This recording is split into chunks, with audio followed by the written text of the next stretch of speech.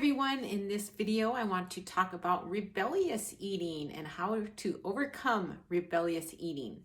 Okay, let me start with the definition of rebellious. A rebel is a person who rises in opposition to an established ruler or government. So by nature of the word, we're rebelling against some sort of authority. Okay, so here are some few things I think we can be rebelling against. And one is the idea that we have to be skinny to be acceptable. This idea that society ranks us according to beauty, that they rank us according to skinny, that they think we have to be skinny to be beautiful. And of course, not everybody believes that. I think a very tiny percentage of people believe that. But anyway, we rebel against that, rightly so. God doesn't want that either, right? Okay, another thing we rebel against is a hard life. So if life is going hard right now, we might rebel and say, hey, my life is so hard, there's no way I want to eat control. I at least deserve to eat well. So that's another way we can rebel. And the third way we can rebel, which is really interesting, is we rebel against our boundaries. Even though we're the ones that put the boundaries in place, we rebel against us. Okay, sometimes it's hard for us to see how rebellious eating hurts us with food because the consequences aren't immediate. So I'd like to think about a different way of rebellion. And I think of back when I was, I don't know, maybe 6 years old, 7 years old. I was really mad at something my mom did. I can't remember, my dad, who knows. And so I said, I'm running away from home. Well, instead of my mom trying to talk me out of it, she went and got my little suitcase for me. And she said, okay, let's go ahead and pack up. So I started packing up my little suitcase, and that made me realize, maybe running away from home wasn't such a good idea. Where was I going to sleep at night? What was I going to do for food? I pictured myself walking down the block, but then the reality of the consequences of running away made me decide, okay, I'm not going to run away. I'm not going to rebel. I'm going to stay in my home. It's a good home, okay? But a teenager who's running away from home and she's rebellious, okay, she could also get into big trouble, right? But what if that teenager's in a bad home where she's being abused? Well, it still might be good for her to get out of that home, but it'd be better not to do it in the spur of the moment rashly, because she could end up in a worse situation than before. So it'd be better for her to find somebody, talk to somebody who can help her.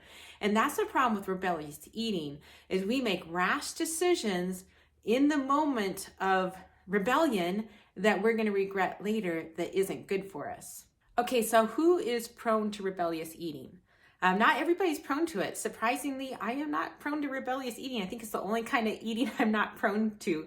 But I can think of a few types of people that are, okay? One would be, you might be prone to rebellious eating depending on your family of origin. So if you had a family of origin, where you grew up, where they were just super strict, they had tons of rules, they were rigid, you might rebel against any rules. And a lot of times, we think of boundaries as rules. Basically, they are kind of rules, right?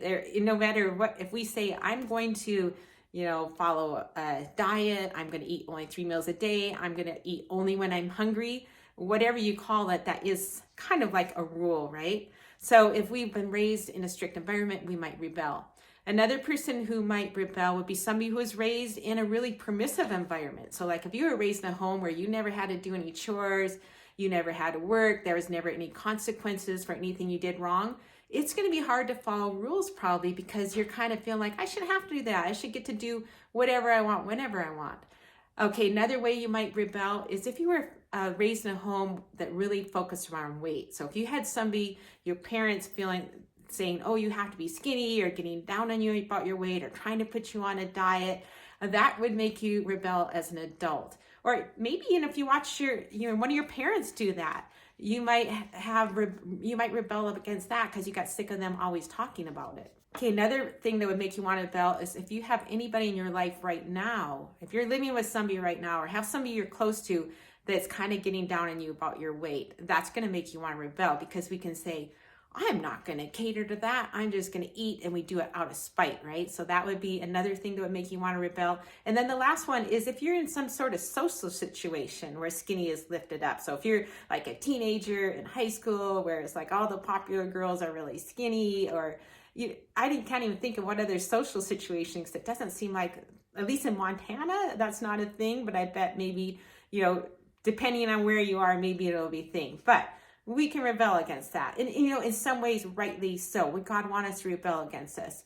He definitely wants us to rebel against the idea that we have to be skinny to be acceptable, that we have to be skinny to be beautiful, because that's not true, right? God cares way more about who we are on the inside, and beauty encompasses so much of us, encompasses, our face, our hair, our figure, our personality, and that's the most important thing as far as being beautiful. There's just so many things that it encompasses. So it really is a lie to believe I have to be skinny to be beautiful, or even that I have to have a beautiful face to be beautiful. We've all seen people who are gorgeous because of their wonderful personality. The more we exhibit the fruits of the Spirit, the more beautiful we're going to be. So then the next question is, how do we get over it? Okay. If you're watching this video, you probably already know you're prone to rebellious eating, or you wouldn't be watching the video. Okay, the first thing you need to do is explore your triggers, okay? Try and figure out what situations make you want to give into rebellious eating. Is it when somebody in your life makes a little comment? Is it when life is hard at the end of the day, and after work or after being home with the kids all day and it's nighttime and you think, I deserve a little break tonight, and food is the break, right? So find out what your triggers are, and that way, write them down on a piece of paper. Actually write this out, journal it out, and that'll help you try and find solutions to those situations. Okay, another thing you can do is recognize you're not a little kid anymore. Okay, you are not that little kid with somebody else saying you need to lose weight. You are an adult. At least I assume everybody watching this is an adult, and nobody can force you to follow food boundaries. It's totally up to you. So recognize that. That's going to help. Okay, number 3, look at the consequences of your rebellion. So let's say you're eating to spite somebody who wants you to be skinny. Okay, you might serve your purpose in, spiting them, but you're also hurting yourself in the process, right? So if you would actually rather be at a healthier weight, you're hurting yourself. Okay, and it is true, some people do judge for weight, and if we're overweight, they're going to judge. Now, I think a lot of times when I'm worried about what people think, I'll say, oh no, they'll think I'm blah, blah. But the truth is, I usually am blah, blah. So whatever I am worried about, it's like usually I am. So, back in the days when I was overweight, I might say, oh no, they'll think I'm overweight. Well, the truth was I was overweight. So at least they're seeing the real me, and that's okay. Especially when we keep in mind, we don't want to cater to people who judge us based on our weight. That's going to help us. Okay, the next question is asked, what do I want? Okay. Because rebellion often is against other people. And like I said, sometimes it's against our boundaries. But a good question to ask is, what do I want? That's the question I asked when I was that little kid with my suitcase in front of me, thinking about packing it. I thought, what do I want? I want to stay home with my family. It's not worth the consequences of running away. And think about that when you're in a rebellious eating situation. Think, what do I really want? I mean, do I want to be a person who enjoys the benefits of a lifestyle of boundaries?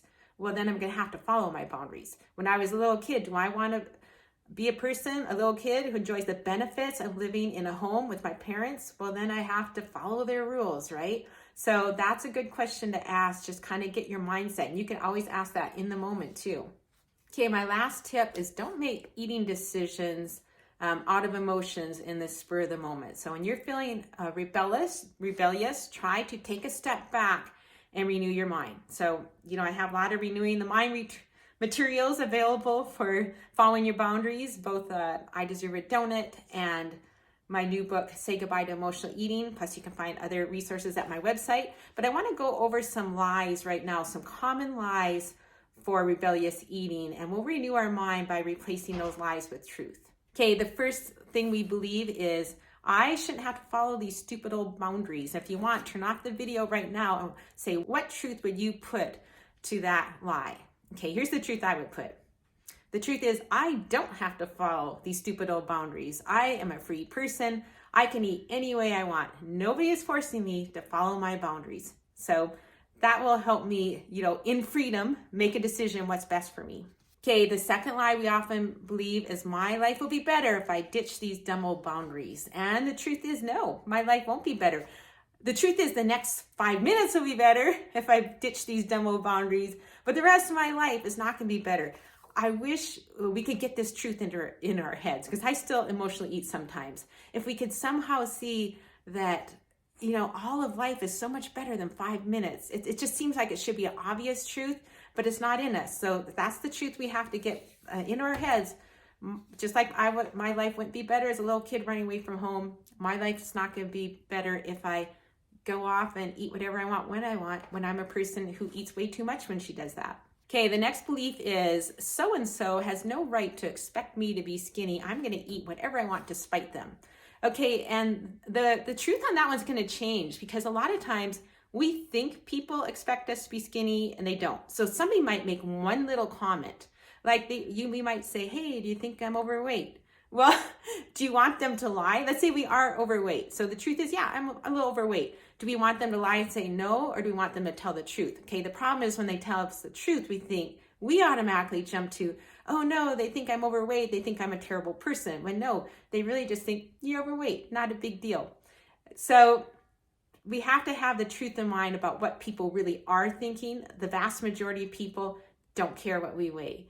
So that will help us. And then I guess that second part of that, I'm just going to eat to spite them. The truth of that is it's going to hurt me more than it's going to hurt them. So that's one of those decisions we make in the emotion that's not going to help us.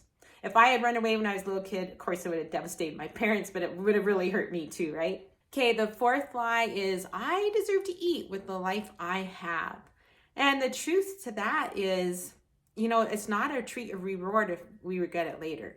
So we would be much better off finding some way to do like some self-care that's not bad for us, that's not addictive, that we're not going to regret later, that's not going to hurt us. So when life that is hard, it is kind of nice to plan ahead and plan some other go-tos, other fun things we can do. But I guess the other biblical perspective part is that, God said life would be hard. So we should expect it to be hard. It's hard for people all over the world, not just for us. So when we think of the solidarity of people all over the world having hard lives and suffering, in some ways it takes off that little edge that says, I deserve it. And I think the reason we think we deserve it is in our minds, everybody else has this great life. Maybe because we see social media and we see everybody having the great lives, but they don't put their hard times in social media. So I think that truth will help for that lie. Okay, I hope that's been helpful. I'd love to see comments, what you guys think about it. Put your best takeaway in the comments, and I hope this is helpful.